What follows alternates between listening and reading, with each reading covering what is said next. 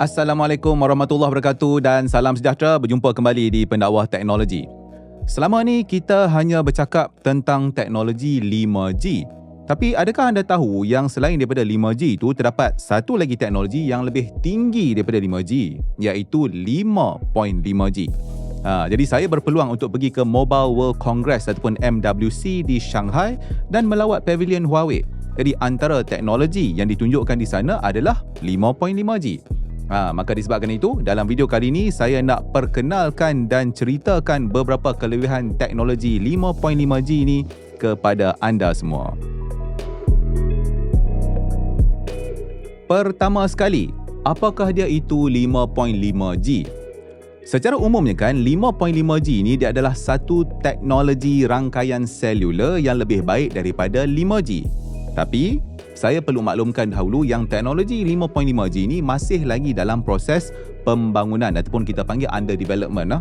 Dan pihak Huawei merupakan salah satu penyumbang utama kepada pembangunan teknologi 5.5G ini.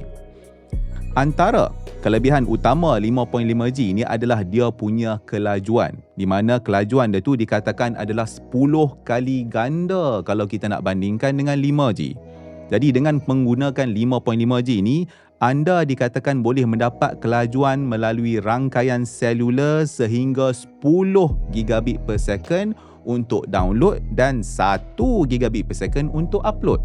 Ini kita duk bercakap pasal rangkaian selular tau. Maksudnya secara wireless. Kita bukan duk bercakap pasal 10 gig, 1 gig melalui fiber optik tau. Secara wireless Tapi tunggu Zat.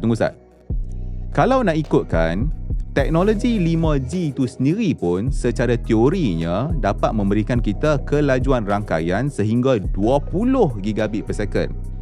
Tapi pada kebiasaannya kan, bila kita betul-betul pakai 5G itu, kita biasanya akan dapat kelajuan download dalam lebih kurang antara 100 megabit per second ataupun dalam 2 gigabit per second macam tu kan. Dan kelajuan tu pun akan bergantung kepada bermacam-macam faktor. Dan kalau anda tengok video-video saya sebelum ni, anda boleh tengok saya buat testing 5G tu kan.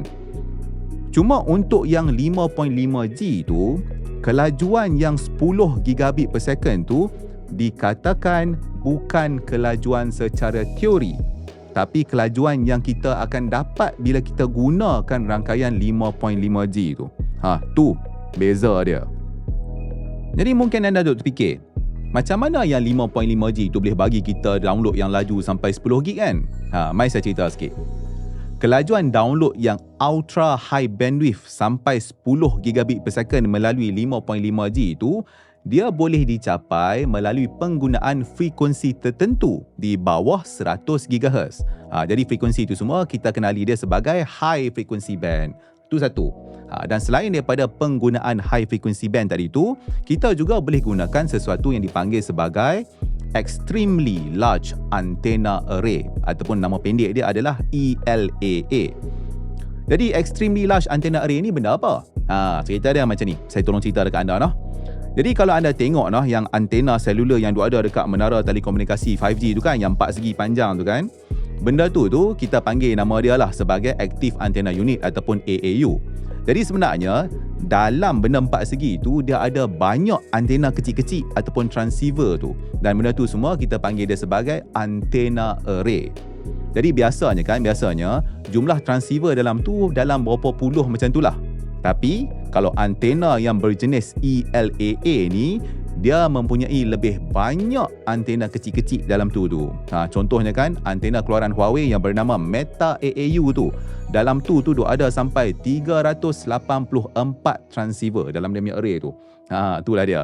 Jadi penggunaan Extremely Large Antenna Array ni akan membolehkan penyedia rangkaian, contohnya macam telco-telco tu semua, untuk nak berikan liputan yang sama luas macam contohnya menggunakan C-band dan sebagainya. Maksudnya memang jauh lah boleh pergi, dan dalam masa yang sama juga pengguna dikatakan boleh mendapat bandwidth sampai 10 gigabit per second pada setiap masa di mana sahaja mereka berada. Tapi ini akan bergantung kepada bermacam faktor, contohnya macam infra rangkaian, frekuensi yang dia pakai dan keadaan persekitaran. Selain daripada kelajuan, salah satu lagi kelebihan 5.5G adalah keupayaan dia untuk nak menyokong lebih banyak IoT device ataupun device Internet of Things. Jadi bila kita bercakap tentang IoT ni kan, teknologi 5G, dia menyokong satu benda yang dipanggil sebagai Massive Machine Type Communication atau juga dikenali sebagai MMTC. Jadi melalui MMTC itu 5G dikatakan dapat menampung sehingga 1 juta IoT device dalam satu kawasan sebesar 1 kilometer persegi. 1 juta IoT device dalam satu kawasan sebesar 1 kilometer persegi. Pada saya rasa itu pun dah cukup banyak dah. Tapi menurut Huawei secara teori 5.5G ni boleh menyokong antara 10 hingga 100 bilion IoT device. Saya ulang sekali bilion tau, bukan juta, bilion. Cuma saiz kawasan tu dia tak nyatakan lah. Jadi kalau macam saya kata tadi, dalam 5G itu dia kata 1 km persegi boleh support sampai 1 juta device. Untuk yang 5.5G ni, Huawei cakap secara umumnya boleh sokong sehingga 100 bilion device. Jadi saya rasa bila Huawei cakap 100 bilion device tu, dia mungkin merujuk kepada capacity maksimum teknologi itu sendiri tau. Tapi apa pun saya rasa itu adalah jumlah yang jauh lebih banyak lah kalau kita nak bandingkan dengan 5G. Tapi saya kena tekankan dekat sini. Itu adalah secara teori sahaja.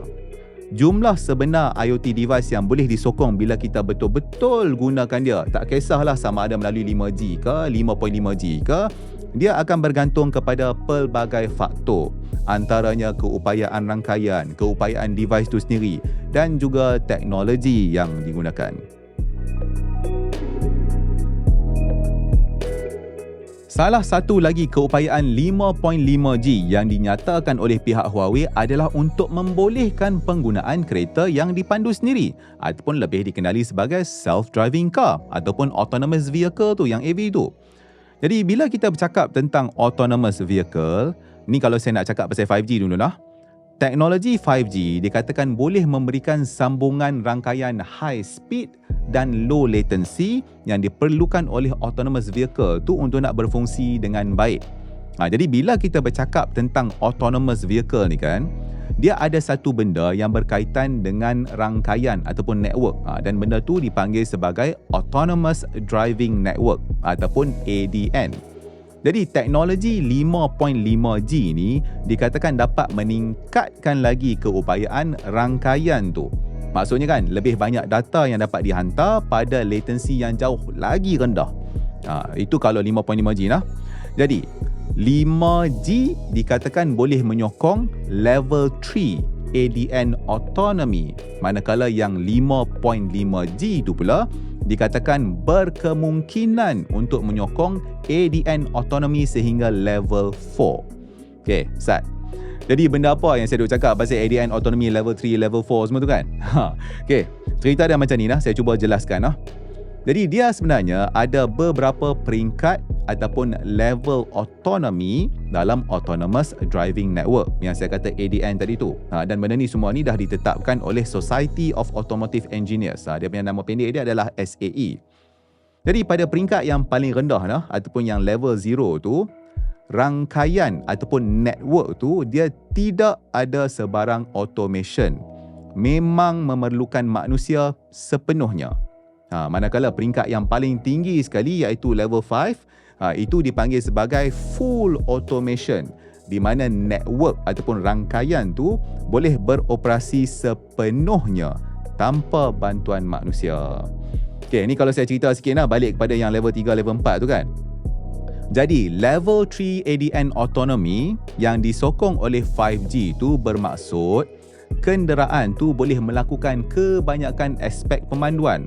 Contohnya macam nak memantau keadaan sekeliling. Lepas tu dia tahu masa bila nak berhenti, dia tahu masa bila nak potong kereta depan, dia tahu masa bila nak slow down dalam jam dan sebagainya. Tapi kenderaan tu masih lagi perlukan manusia untuk keadaan-keadaan tertentu. Jadi level ni dipanggil sebagai conditional automation. Yang level 4 ADN autonomy yang dikatakan boleh disokong oleh 5.5G tu pula merujuk kepada high automation, di mana kenderaan tu dikatakan boleh buat hampir ke semua perkara tanpa perlukan bantuan manusia.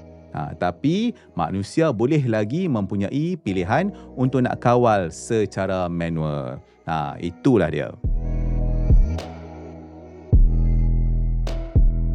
selain daripada boleh menyokong kelajuan rangkaian sehingga 10 gigabit per second untuk download, lepas tu menyokong berbilion IoT device dan peringkat autonomous driving network yang lebih tinggi, 5.5G juga dikatakan memberikan fokus kepada Green ICT ataupun teknologi ICT mesra alam.